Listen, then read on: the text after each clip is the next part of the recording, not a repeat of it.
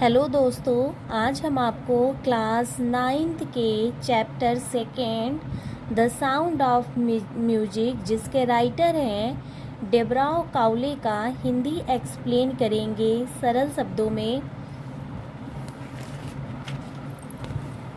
देखिए, rush hour crowds jostle for position on the underground train platform.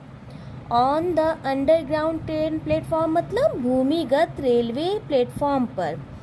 For position अपना स्थान पाने के लिए। रस अवर क्राउड जोशल यानी भीड़ में धक्का मुक्की कर रही थी। कौन था? देखिए, अ स्लाइड गर्ल एक पतली लड़की, लुकिंग यंगर देन हर 17 ईयर जो अपने 17 वर्ष की आयु से कम दिख रही थी। वाज नर्वस काफ़ी नर्वस थी। येट एक्साइटेड फिर भी उत्तेजित थी। एज क्योंकि सी फेल्ट वह महसूस कर रही थी the vibration of the approaching C felt the vibration of the approaching train यानी वह आते हुए ट्रेन के कंपन को महसूस कर रही थी। It was her first day यह उसका पहला दिन था। At the prestigious royal academy of music in London यानी प्रतिष्ठित रॉयल एकेडमी ऑफ म्यूजिक में जो लंदन में है। ठीक है। डॉन्टिंग इनफ काफ़ी डरी हुई थी।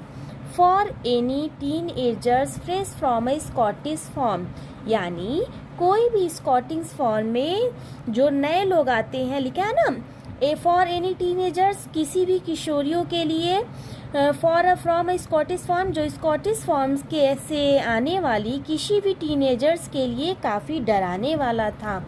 बट लेकिन दिस एस्पायरिंग म्यूजिशियन लेकिन म्यूजिशियन बनने की प्रेरणा, एस्पायरिंग मतलब यहाँ पे होता है चाहत, यानी लेकिन म्यूजिशियन बनने की चाहत faced a bigger challenge than most कहीं उससे यानी इस लड़की के साथ यानी बट दिस इंस्पायरिंग म्यूजिशियन लेकिन संगीतज्ञ बनने की चाह रखने वाली के लिए यह अन्य मुकाबले के लिए बहुत बड़ी चुनौती थी, यानी मुकाबले के लिए काफ़ी बड़ी चुनौती थी। सी वाज प्रोफाउंडली डेफ वह पूरी तरीके से बहरी थी। ये स्टोरी है एक लड़की का जिसका नाम है इवलिन ग्लीनी। वो बहरी थी लेकिन वो शरीर के अन्य अंगों के ऑर्गन्स के थ्रू सुनने की कोशिश करती थी, सीखती थी संगीत को। ठीक है। बाकी आपको इस चैप्टर के लास्ट तक क्लियर हो जाएगा क्या क्या स्टोरी है। इवलिन ग्लेनी उस लड़की का क्या नाम था? Evelyn Glenny. Loss of hearing had been gradually सुनने की शक्ति धीरे धीरे कम हो रही थी।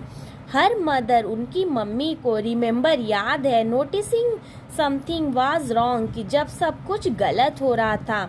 वेन 8 years old जब वह 8 वर्ष की थी।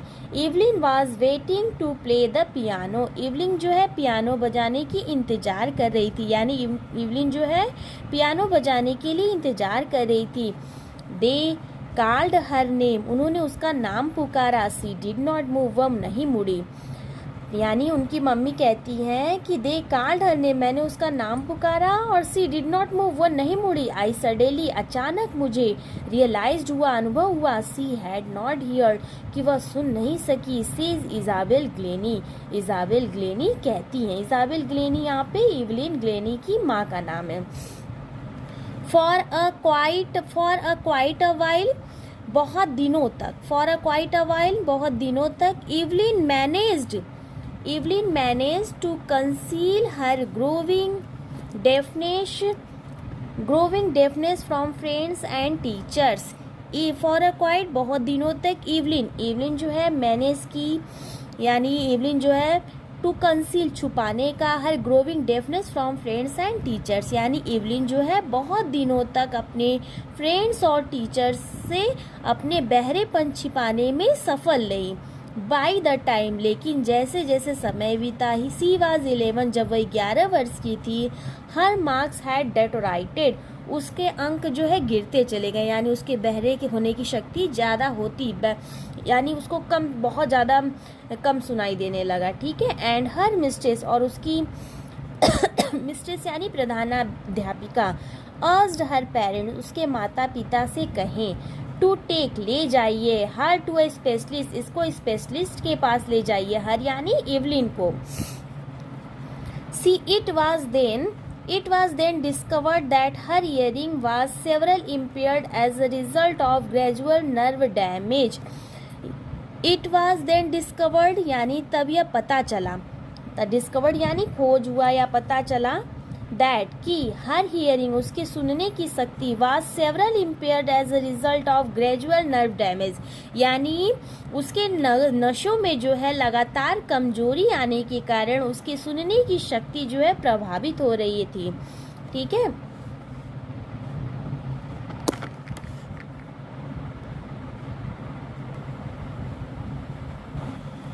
दे वर एडवाइज्ड, उन्हें सलाह दी गई कि सी शुड बी, उसे चाहिए, फिटेड विद हियरिंग एड्स, यानी उसको कानों में जो है फिट करवा दीजिए, हियरिंग एड्स मतलब सुनने का यंत्र, एंड सेंड, और ले जाइए, send to a school for the deaf, यानी और बहरे लोगों के स्कूल भेज दिया जाए।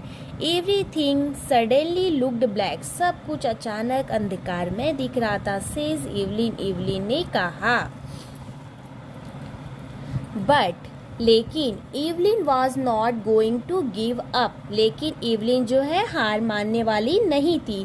सी वॉज डिटरमाइंड, वह निश्चय की, टू लीड, जीने का, अ नॉर्मल लाइफ, यानी उसने निश्चय किया कि वह एक नॉर्मल लाइफ जिएगी, and pursue her interest in music, और म्यूजिक में अपनी रुचि को बनाए रखने का, ठीक है। वन डे, एक दिन, सी नोटिस, उसने देखा, एक गर्ल, एक लड़की को, प्लेइंग, बजाते हुए, अ जाइलोफोन, यानी एक दिन उसने एक लड़की को जाइलोफोन बजाते हुए देखा, एंड डिसाइड, और निश्चय किया, दैट कि she wanted to play it too, कि वह भी उसे बजाने का निश्चय की।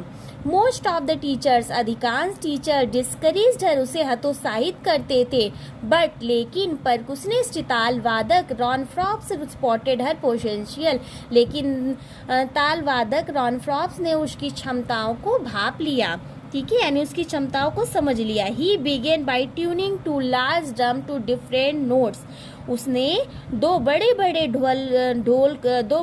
ढोल को अलग अलग स्वर पर बजाना शुरू किया।